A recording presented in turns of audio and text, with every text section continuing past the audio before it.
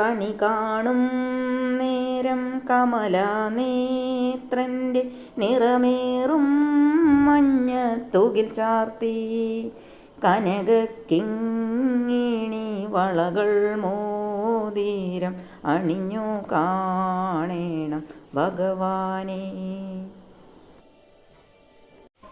അപ്പോൾ ഞാൻ കണ്ണടച്ച് വന്ന് വിളക്ക് കിടീന്ന് വെള്ളം തൊട്ട് കണ്ണിലും മുഖത്തും കാലിലുമൊക്കെ തൊട്ട് ശുദ്ധം വരുത്തിയിട്ടാണ് ഞാൻ വിളക്ക് കൊളുത്തിയത്. അപ്പോൾ ഞാൻ ലൈറ്ററൊക്കെ എനിക്ക് എടുക്കാൻ അറിയണ അതുപോലെ വെച്ചിരുന്നു. അത് കഴിഞ്ഞ് ആദ്യം നിലവിളക്കിലെ ഒരു തിരി കൊളുത്തിയിട്ട് ഞാൻ കണി കണ്ടു. അതിനുശേഷം മറ്റു തിരികളെല്ലാം കൊളുത്തി നാളികേരം മുറിയിലെ തിരിയും കൊളുത്തി. അതിനുശേഷം ഉണ്ണേട്ടനെ വിളിച്ച് കണി കാണിച്ചു, സുധിയെ വിളിച്ചു കണി കാണിച്ചു. അത് കഴിഞ്ഞ് ഉണ്ണേട്ടൻ വിഷു കൈനീട്ടം തന്നു. എനിക്ക് ആദ്യം തന്നു, പിന്നെ മോന് തന്നു. അങ്ങനെയാണ് ഞങ്ങളുടെ വിഷുക്കണി. ഭഗവാനെ തൊഴുതതിന് ശേഷം കണിയിലുള്ള എല്ലാ വസ്തുക്കളും നോക്കി കണ്ട് തൊഴുത് പ്രാർത്ഥിക്കണം എന്നൊക്കെയാണ് പറയാറ്. അതിനുശേഷമാണ് പിന്നെ പുറത്തേക്ക് ഞങ്ങളുടെ ഈ കണി ഞങ്ങളുടെ അകത്ത് കണി കണ്ടതിന് ശേഷം പിന്നെ പുറത്തേക്ക് ഈ കണി എഴുന്നള്ളിച്ച് കൊണ്ടുപോകും. അത് ഉണ്ണേട്ടനാണ് ആ കണി എടുത്തിട്ട് പുറത്ത് പക്ഷിമൃഗാദികൾക്കും മറ്റ് ജീവജാലങ്ങളി കാണണം എന്നുള്ളൊരു വിശ്വാസത്തിൻ്റെ പുറത്ത്, പിന്നെ നമ്മുടെ കാർഷിക സമൃദ്ധിക്ക് വേണ്ടിയിട്ട് ഒക്കെ പുറത്ത് ഭാഗത്ത് കൊണ്ടുപോയിട്ട് ഈ കണി കാണിക്കുക എന്നുള്ളത് ഒരു ചടങ്ങാണ്. പിന്നെ മൃഗങ്ങളൊക്കെ ഉണ്ടെങ്കിൽ നമ്മുടെ വീട്ടിൽ വളർത്തു മൃഗങ്ങളൊക്കെ ഉണ്ടെങ്കിൽ അവിടെയൊക്കെ പണ്ടൊക്കെ തൊഴുത്ത് അങ്ങനെയൊക്കെയുള്ള സംഭവങ്ങളൊക്കെ ഉണ്ടായിരുന്നു. അപ്പോൾ അവിടെയൊക്കെ കൊണ്ടുപോയിട്ട് കണി കാണിക്കും. അങ്ങനെയൊക്കെയുള്ള ചടങ്ങാണ്. അപ്പോൾ അതിൻ്റെ ഭാഗമായിട്ട് ആദ്യം പൂജാമുറിയിൽ കാണിച്ചു. അതിനുശേഷം ആണ് കേട്ടോ പുറത്തേക്ക് കൊണ്ടുപോകണത്. പൂജാമുറിയിലല്ലല്ലോ വെച്ചിട്ടുള്ളത്, ഞാൻ പുറത്തല്ലേ കണി കാണാൻ വേണ്ടി വെച്ചിട്ടുള്ളത്. അപ്പോൾ ഇനി അതെടുത്തിട്ട് പുറത്ത് കൊണ്ടുപോയിട്ട് എല്ലാ ഭാഗത്തേക്കും കണി കാണിക്കും.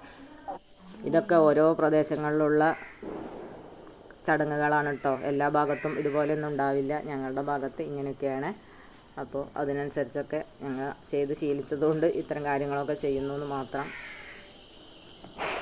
അതൊക്കെ ഓരോ ഭാഗത്തുള്ള അല്ലെങ്കിൽ ഓരോ ആൾക്കാർക്കുള്ള വിശ്വാസങ്ങളും കാര്യങ്ങളും അതുപോലെയൊക്കെയാണ്.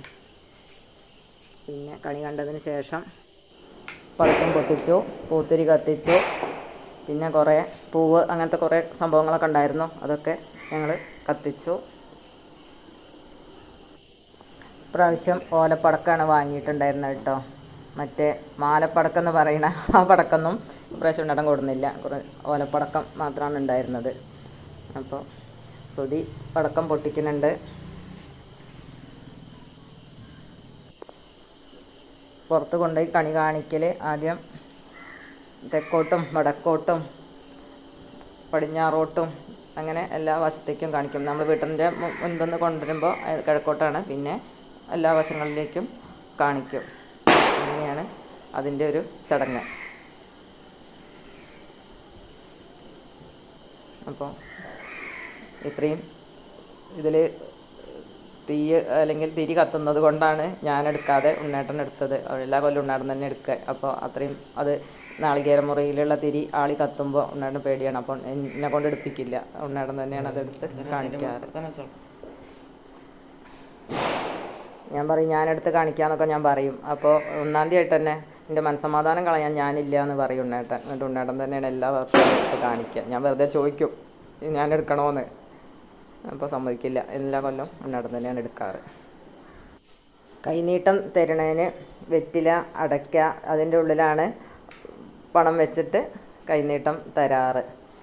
അപ്പോൾ എല്ലാ വർഷവും അങ്ങനെയൊക്കെ തന്നെയാണ്. കണി ഒരുക്കുന്നതിന് വേണ്ടിയിട്ട് എനിക്ക് കിട്ടിയ കാർഷിക വിഭവങ്ങളൊക്കെ ഞാൻ കണി വെച്ചിട്ടുണ്ട്. ഉണ്ടോ ഉണ്ണേടം വെറ്റില, അടയ്ക്ക, അതിനുള്ളിൽ ഒരു നാണയം കൂടി ഉണ്ടാവും കേട്ടോ.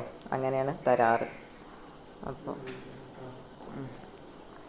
ഉണ്ണേടന് കൈനീട്ടം ഭഗവാന് പ്രാർത്ഥിച്ച് വെക്കുകയാണ്.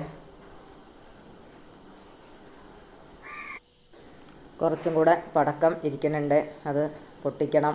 അപ്പോൾ സുധി പറയുന്നുണ്ട് കുറച്ചും കൂടെ പൊട്ടിക്കാം, കുറേ ഉണ്ടല്ലോ, കുറച്ച് തീർക്കാമെന്നൊക്കെ പറയുന്നുണ്ട്.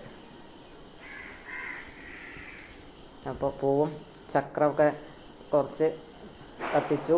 ഇനി പടക്കം കൂടി കുറച്ചും കൂടി പൊട്ടിക്കാം. അവൻ പടക്കമൊക്കെ പൊട്ടിക്കൽ കഴിഞ്ഞിട്ട് അവൻ കിടക്കാൻ പോയി. രാവിലെ അമ്പലത്തേക്ക് പോകാൻ നേരത്തെ വിളിക്കണം എന്നും പറഞ്ഞു. അപ്പോൾ ഞങ്ങളുടെ കണി കാണലൊക്കെ കഴിഞ്ഞു. ഇനി അമ്പലത്തേക്ക് പോകാനുള്ള ഒരുക്കങ്ങളൊക്കെ നോക്കണം.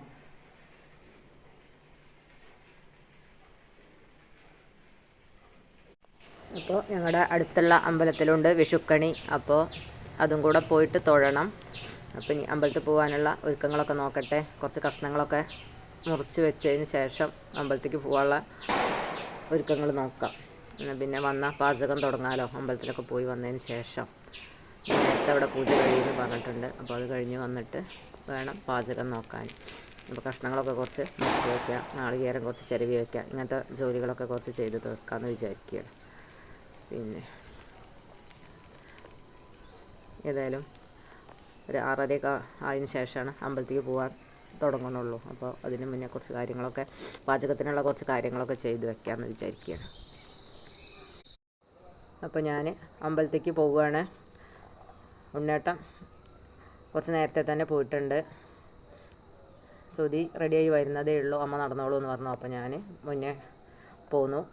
അപ്പോൾ 7 മണിയാകുമ്പോഴേക്കല്ലേ കണി കഴിയും. അപ്പോൾ അതിന് മുന്നേ വിഷുക്കണി തൊഴണമെന്ന് വിചാരിച്ചിട്ട് പോവുകയാണ്. വീട്ടിലെ കണി തൊഴുതു, എന്നാലും അമ്പലത്തിലെ വിഷുക്കണിയും കൂടിയും തൊഴാമെന്നുള്ള ഒരാഗ്രഹം കൊണ്ട് പോവുകയാണ്. ഇത് ഞങ്ങളുടെ അടുത്തുള്ള ഭഗവതി ക്ഷേത്രം, പുതിയതായിട്ട് വരുന്നൊരു ഭഗവതി ക്ഷേത്രം ഉണ്ടെന്ന് ഞാൻ പറഞ്ഞിരുന്നു, ഒരുപാട് വീഡിയോയിൽ പറഞ്ഞിട്ടുണ്ട്. അപ്പോൾ അവിടെയാണ് ഇന്ന് പൂജ വിഷുക്കണിയൊക്കെ ഉള്ളത്. അപ്പോൾ ഞങ്ങളവിടെ എത്താറായി. ഒരുപാട് ആളുകളുണ്ട് കേട്ടോ. ഒന്ന് മുന്നിൽ കുറേ ആൾക്കാരായി മുന്നിൽ പോണ ഉണ്ട്. അപ്പോൾ ഞാനും വേഗം നടന്നുകൊണ്ടിരിക്കുകയാണ്.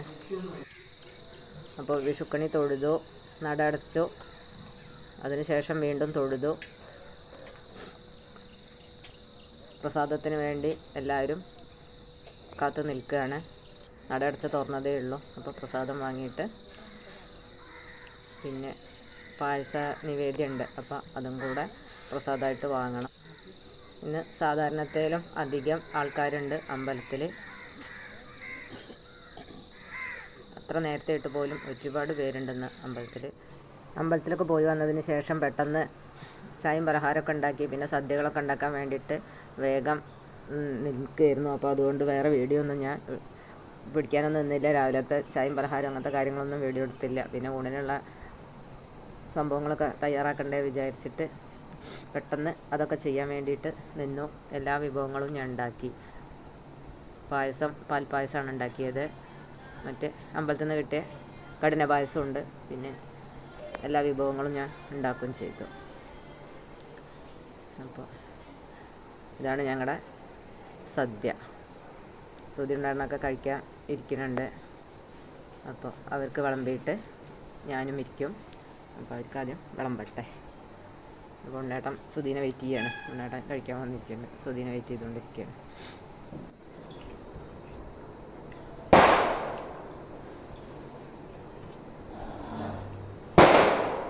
എല്ലാ വിഭവങ്ങളും ഞാൻ തയ്യാറാക്കിട്ടോ.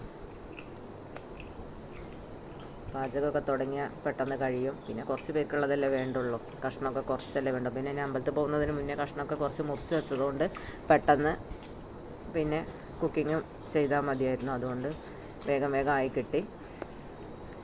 സുധി കഴിക്കാൻ വരുന്നുണ്ട്. എന്നിട്ട് അവനെ വെയിറ്റ് ചെയ്ത് കുറേ സമയം കഴിക്കാൻ തുടങ്ങിയതാണ്. അപ്പോൾ അവനും കൂടി വിളമ്പി കൊടുത്തിട്ട് വേണം എനിക്കിരിക്കാൻ.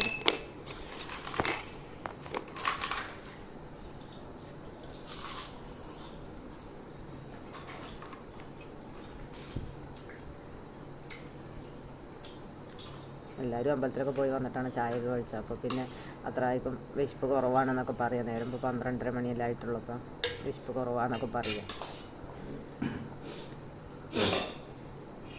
അവനും ഫുഡിൻ്റെയൊക്കെ വീഡിയോ എടുത്ത് വയ്ക്കുകയാണ്.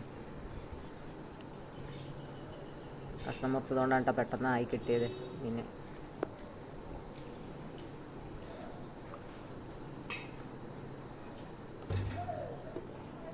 മോൻ്റെ ഫ്രണ്ട്സ് വരാമെന്ന് പറഞ്ഞിരുന്നു. അപ്പോൾ ഏതായാലും അവരിച്ചിരി കഴിയും എന്ന് പറഞ്ഞതുകൊണ്ട് പിന്നെ ഇവർ കഴിക്കാതിരുന്നതാണ് ഫ്രണ്ട്സിനെ. അപ്പോൾ കഴിച്ചോളൂ, ഞങ്ങൾ എത്താമെന്ന് പറഞ്ഞതാണ്. അപ്പോൾ പിന്നെ അവർ കഴിക്കാനിരുന്നു. പിന്നെ ഞങ്ങൾക്കിനി ഉണ്ണേട്ടൻ്റെ അവിടെ തറവാട്ടിൽ പോകാനുണ്ട്, പിന്നെ എൻ്റെ വീട്ടിലും പോകണം. അപ്പോൾ അതുകൊണ്ട് ഇനി ഫുഡിൻ്റെ കഴിക്കൽ കഴിഞ്ഞിട്ട് വേണം ഉണ്ണേട്ടൻ്റെ അമ്മേൻ്റെ അടുത്ത് തറവാട്ടിൽ അനിയൻ്റെയൊക്കെ അടുത്ത് അവിടെയൊക്കെ പോകാൻ. പിന്നെ രാവിലെ ഉണ്ണേട്ടൻ്റെ ചേച്ചിയുടെ മോനും മരുമോളും കുട്ടിയൊക്കെ വന്നിരുന്നു. ഞാനപ്പോൾ അവരെ വീഡിയോ എടുക്കാൻ വിട്ടുപോയി. അവരോട് സംസാരിച്ച് അവർക്ക് ചായയും പലഹാരമൊക്കെ കൊടുത്ത് അപ്പോൾ അങ്ങനെ ആകുമ്പോൾ ഞാൻ സമയം വൈകി. അപ്പോൾ പിന്നെ അതിൻ്റെ ഇടയിൽ ഞാൻ വീഡിയോ എടുക്കാൻ വിട്ടുപോയി.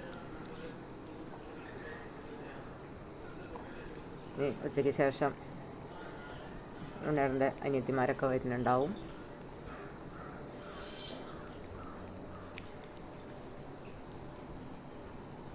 അപ്പോൾ ഉണ്ണേട്ടൻ്റെ സുധീൻ്റെ വിളമ്പൽ കഴിഞ്ഞപ്പോൾ ഞാനിരുന്നും കഴിക്കായിരുന്നു. അപ്പോൾ ഈ കഴിച്ച് കഴിഞ്ഞിട്ട് തറവാട്ട് പോയി വരുമ്പോഴേക്ക് സുധീൻ്റെ ഫ്രണ്ട്സൊക്കെ വരുന്നുണ്ടാവും. പിന്നെ അവർക്കും കൂടെ ഊണ് കൊടുക്കണം. സാമ്പാറാണ് കേട്ടോ ഉണ്ടാക്കിയത്, കാബേജ് തോരൻ, പിന്നെ അവിയൽ,